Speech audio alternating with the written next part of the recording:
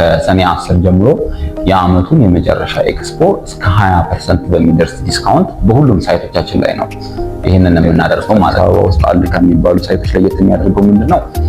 አንደኛ መሀል ከተማ መገኘቱ ነው። ሁለተኛ ኮምፓውንድ መሆኑ ነው። ሁሉንም ብሎኮች የምንሸጠው ቁፋሮ ላይ ያሉትን ሳይሆን ግንባታ ላይ ያሉትን ነው። ሰላም፣ እንዴት ናችሁ? አሁን የምገኘው ለገሃር ነው። ጊፍት ሪል ስቴት በለገሃር መንደር ያስገነባውን ኮምፓውንድ አፓርትመንት እና የንግድ ሱቆች ከ20% ዲስካውንት በላይ አድርጎ ሰኔ 10 ሽያጭ ሊያከናውን እንደሆነ መረጃው ደርሶናል። እሱን አብረን እናያለን። ተከተሉ።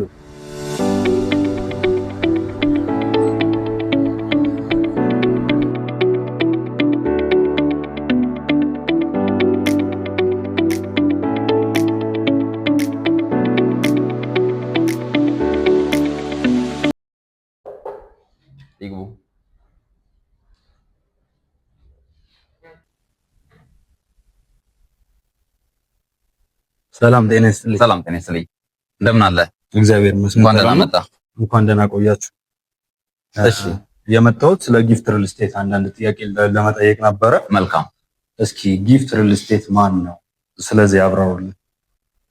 መልካም። እንግዲህ ጊፍት ሪል ስቴት ባለፉት 30 ዓመታት በኢትዮጵያ በሪል ስቴት ዘርፉ ትልቅ ስራዎችን ያከናወነ ታላቅ ፕሮጀክቶችን የገነባ አሉ ከሚባሉ ታማኝ ድርጅቶች መካከል አንዱ ድርጅት ነው። እንግዲህ ባለፉት 30 ዓመታቶች ለብዙ ማህበረሰቦች ለብዙ ሰዎች የቤት ባለቤት ያደረገ ከሪል ስቴቱን ባሻገር በተለያዩ ዘርፎች ሀገሪቷን የጠቀመ ድርጅት ነው ማለት ነው። ኦኬ፣ አመሰግናለሁ አቶ ዮናስ። እስቲ ጊፍት ሪል ስቴት ለሀገሪቱ ምን ሰርቷል፣ ምን ሳይቶችን ገንብቷል የሚለውን ያስረዱ። መልካም፣ ጥሩ ጥያቄ። ጊፍት ሪል ስቴት እንግዲህ እስካሁን ባለው ወደ 3 መንደሮችን ገንብቷል። እነዚህ 3 መንደሮች እንግዲህ ሙሉ ለሙሉ ለነዋሪዎች አስረክቦን ያለው በአሁኑ ሰዓት ላይ እነዚህም ሳይቶች የሚገኙበት የመጀመሪያው ሲኤምሲ አካባቢ ላይ ነው። 2 መንደሮች የሚገኙት አንደኛው ወደ 24000 ካሬ ላይ ያረፈ ነው። ሁለተኛው ደግሞ 92000 ካሬ ላይ ያረፈ ኮምፓውንድ ቪላዎች እንዲሁም አፓርትመንቶች ናቸው።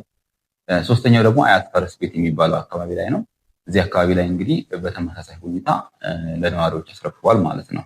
ከዛ ባሻገር እንግዲህ አሁን ላይ ብዙ ቦታዎች ላይ ግንባታ ላይ የሚገኝ ድርጅት ነው። በአጠቃላይ አሁን ላይ ወደ 5 የሚጠጉ ሳይቶችን ግንባታ እየገነባ ይገኛል። ከዛ ውስጥ እንግዲህ አንደኛው መንደር ነው ማለት ነው እየገነባ ያለው። እነዚህ ሳይቶች ለመጥቀስ ያክል ሲኤምሲ፣ አያት፣ 22፣ አትላስ እንዲሁም ደግሞ የለገሃር መንደር በሰፊው እየገነባ ይገኛል ማለት ነው። ኦኬ፣ አመሰግናለሁ አቶ ዮናስ። ስለ ለገሃር መንደር በብዛት ይወራልና እስኪ መንደሩ ስንት ካሬ ላይ ነው ያረፈው የሚለውን ጨምረው ቢያስረዱን። በጣም ጥሩ ጥያቄ። እንግዲህ ለገሃር እንደምታውቀው ያው የከተማችን እምብርት ላይ የሚገኝ አካባቢ ላይ ነው። በዚህ አካባቢ ላይ ወደ 85000 ካሬ ላይ የሚጠጋ ኮምፓውንድ አፓርትመንት ነው አሁን ላይ እየገነባ ያለው። የመጀመሪያ ፌዙን ምናልባት እናየዋለን በደንብ። ሙሉ ለሙሉ የመጀመሪያ ፌዝ ግንባታ ላይ ነው የሚገኘው። ወደ 78 ብሎኮች ግንባታ ላይ የሚገኝ ነው ማለት ነው። ከዛ ውስጥ በ1 ዓመት የምናስረክበው በ3 ዓመት የምናስረክባቸው ብሎኮች አሉ ማለት ነው። ስለዚህ እዚህ ኮምፓውንድ ውስጥ ኦልሞስት 85000 ካሬ ላይ የሚጠጋ ወደ 8 ብሎኮች ካሬ ግንባታ ላይ ነው የሚገኘው።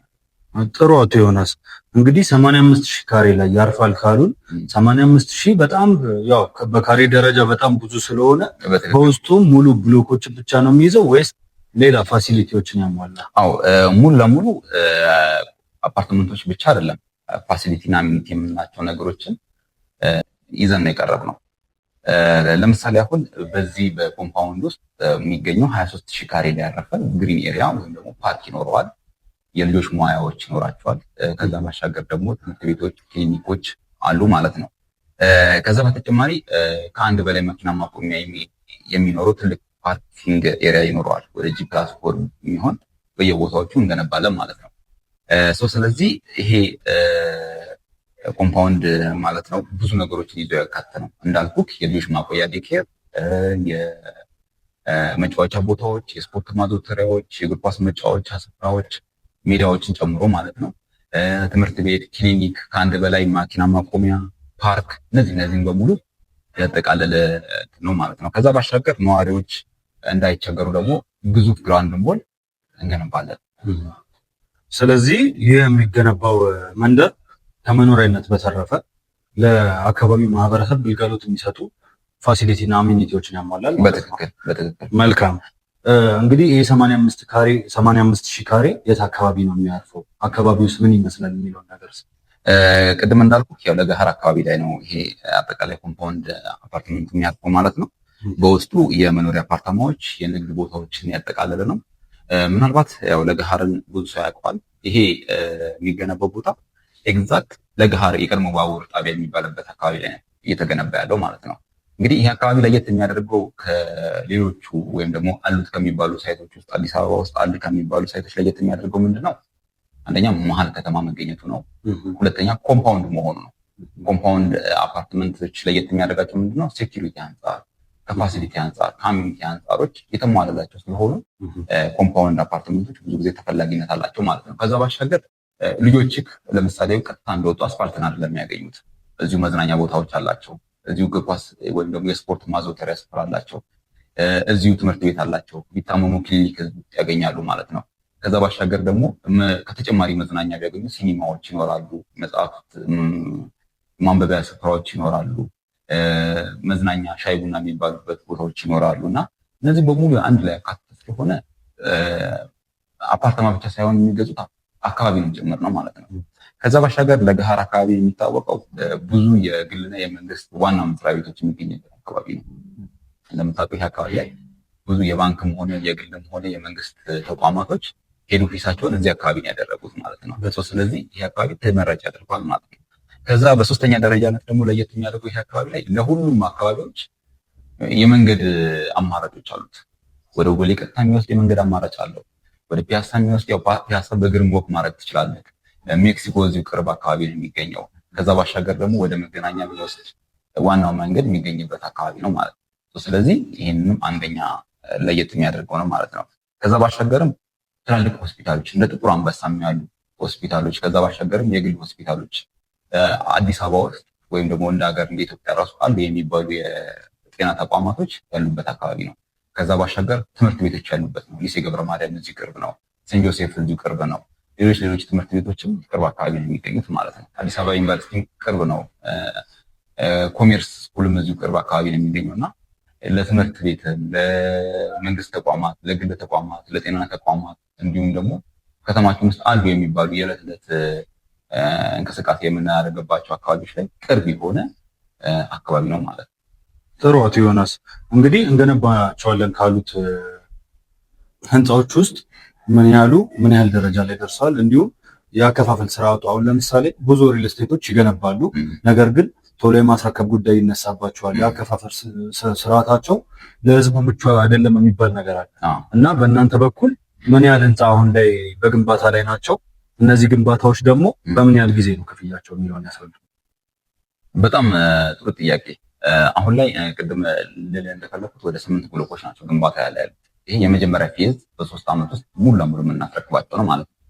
ግን ከዛ ባሻገር ነጠል አድርገን ደግሞ አንድ ብሎክ በ1 ዓመት ውስጥ የምናስረክባት ብሎክ አለች። ዳር ላይ የምትገኝ ብሎክ ነች። በ1 ዓመት ውስጥ ሙሉ ለሙሉ ለነዋሪ የምናስረክባት ነች ማለት ነው። እሷ ብሎክ ስትራክቸር ሙሉ ለሙሉ ጨርሰናል። የፓርቲሽን ስራ 50% በላይ ሄደናል። ተመልሶ ደግሞ ከስር ደግሞ የቻክ ስራ ተጀምሯል ማለት ነው። ስለዚህ ይሄኛው በ1 ዓመት ውስጥ የምናስረክበው ነው ማለት ነው። በተለይ አሁን ለምሳሌ ቶሎ ቤት ገዝተው መረከብ የሚፈልጉ ማከራየት የሚፈልጉ ወይም ደግሞ አትርፎ መሸጥ ለሚፈልጉ ሰዎች በ1 ዓመት ውስጥ የምደርሳለች ማለት ነው። እሱ ሙሉ ለሙሉ ስትራክቸር ያለቀ እንዳልኩ ፓርቲሽን 50% በላይ ሄደ የቻክ ስራ የተጀመረለት ነው ማለት ነው። ከዛ ባሻገር ደግሞ በ3 ዓመት ውስጥ የምናስረክባቸዋሉ። እዚህ መንደር ውስጥ ቁፋሮ ላይ ያለ ምንም አይነት ብሎክ አንሸጥም። ሁሉም ግንባታ ላይ ያሉ ናቸው። ለምሳሌ አሁን በ3 ዓመት የምናስረክበው 12ኛ ፍሎር ላይ ደረሳለ፣ 10ኛ ፍሎር ላይ ደረሳለ፣ ትንሹ 5ኛ ፍሎር ላይ ያለው ማለት ነው። እነዚህን ሙሉ ለሙሉ በ3 ዓመት ውስጥ የምናስረክባቸው ብሎኮች ናቸው።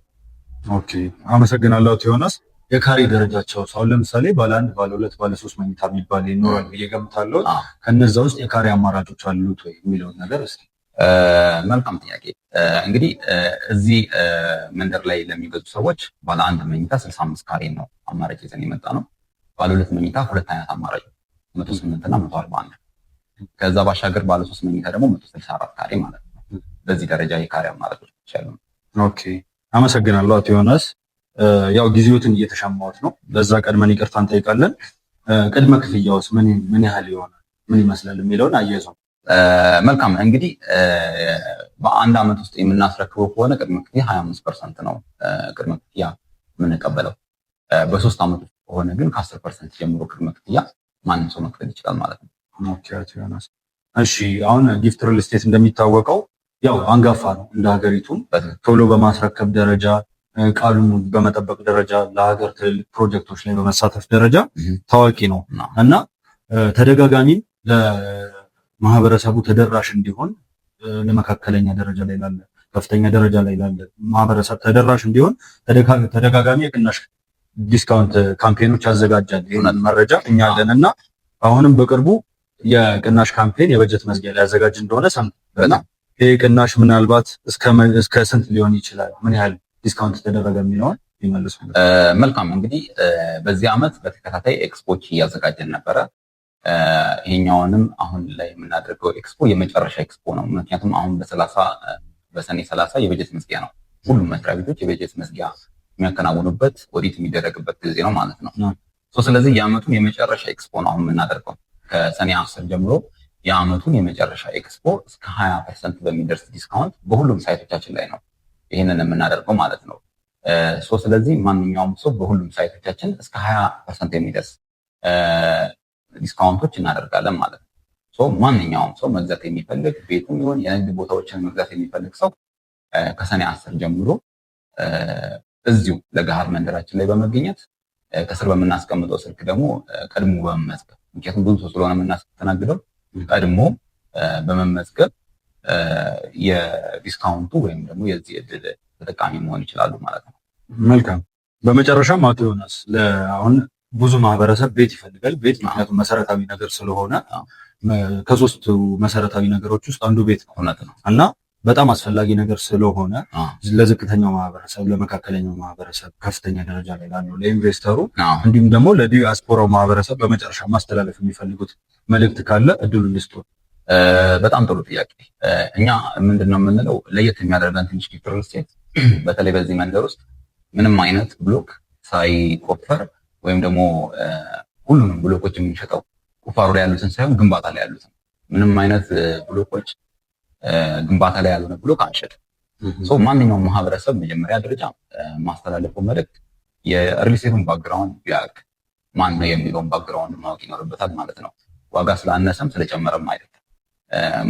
እንደምታውቀው ይኸው አሁን ባለው ሁኔታ ብዙ ሪል ስቴቶች ምናልባት ዋጋ በመቀነስ እንደዚህ በማድረግ ባክግራውንዱን ሳያውቁ ብዙ ደንበኞች ለእንግልት እየተዳረጉ ነው ያሉት። እንደዚህ አይነት ነገሮችን ቀድሞ ለማስወገድ የሪል ስቴቱ ባክግራውንድ ማወቅ፣ አስረክቧል ወይ፣ ታማኝነቱ ምንድን ነው፣ ከዚህ በፊት ምን ሰርቷል የሚለውን ነገር ማረጋገጥ ይኖርባቸዋል ማለት ነው። እንደ ጊፍት ሪል ስቴት ሆነን ደግሞ እንደ ማርኬቲንግ ኦፊስ ሆነን ደግሞ መልዕክት ስናስተላልፍ ይሄ 20% የማይገኝ ዕድል ነው። ምክንያቱም እዚህ ለገሃር ላይ ለሚኖር ሰው፣ እዚህ ለገሃር ላይ መኖር ለሚፈልግ ሰው፣ ማከራየት፣ በአጠቃላይ ኢንቨስት ለሚያደርግ ሰው ነገ ጠዋት ምን ያህል ያተርፈኛል የሚለውን ነገር ያው ሳይታለም የተፈታ ነገር ነው። ምክንያቱም እንደዚህ አይነት ቦታ ኮምፓውንድ አፓርታማ ዳውንታውን ላይ ማንም ሰው አያገኝም። እንደ ቀልድ የሚገኝ ነገር አይደለም። ማለት ሲንግል ቢልዲንግ አፓርትመንቶችን ማግኘት ይቻላል። ኮምፓውንድ ሲሆን ግን ከሚሰጠው አጠቃላይ አገልግሎት አንጻር የማይገኝ አካባቢ ነውና እንዳያመልጣችሁ ነው ማለት። በጣም አመሰግናለሁ አቶ ዮናስ ጊዜውን ሰውተው ይህን እድል ሰጥተውን ለማህበረሰቡ ይህን መልዕክት እንድናስተላልፍ ስለረዱን በጣም እናመሰግናለን። እኔም አመሰግናለሁ። ያው ሌላ ጥያቄ ካለን በሌላ ጊዜ ተመልሰን እንመጣለን። መልካም። ሰላም ነው። አመሰግናለሁ።